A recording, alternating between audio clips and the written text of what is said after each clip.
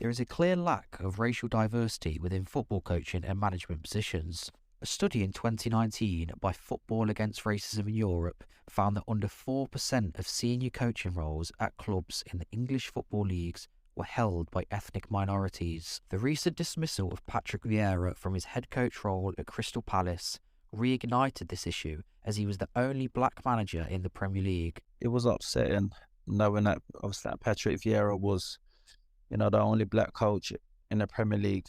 That was the voice of Moussa Cisse, who has recently begun coaching at Derby County Women's after being offered the role following his retirement from professional football. Obviously, when the sacking happened, the first thing that came to my mind, it wasn't given enough time to help the club out.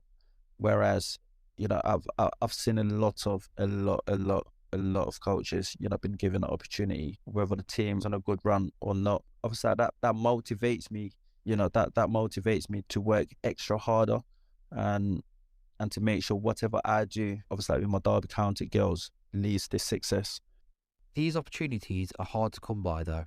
Yaya, a manager at grassroots level, spoke about how despite his ambitions to progress his coaching career, he fears it is pointless trying. Managing is something that I've always been looking to get into, but there isn't many black coaches in the game. What's the point of me paying 300 odd pounds just for me to be rejected or not be able to use it? This stereotype as well that the black race is just meant to be an athlete rather than that side of the thinking. The black players like, oh, he's strong, oh, he's rapid, okay, we'll keep him. Not we'll keep him, but yeah, that's what they're good at. But if it can make a difference in your community, I'm not trying to be in Premier League. It will be nice. I'm not trying to be in Championship, but it'd be nice if it comes. Well, if I can make a little difference in two players that make it to the Premier League or to a higher standard, it will be good. A statement from the FA concludes that they are deeply committed to ensuring there is diversity among coaches within English football, and in 2020 launched the Football Leadership Diversity Code to focus on increasing gender and ethnic diversity in leadership, team operations and coaching positions.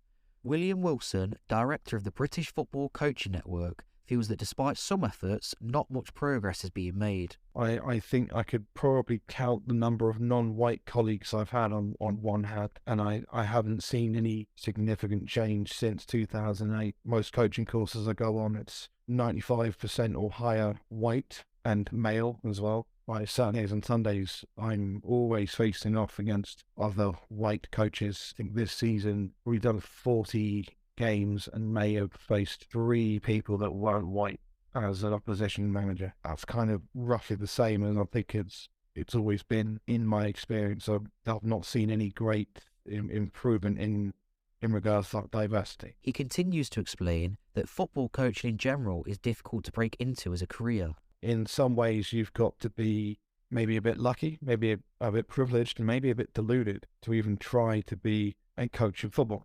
There was a report that came out a while ago. Training Ground Guru they dived into the stats, but basically the average academy coach is a white male under 40 that is unmarried, has no kids, and many of them still live at home. Whether it's a result of a lack of role models, opportunities or funding, racial diversity remains an issue within football coaching.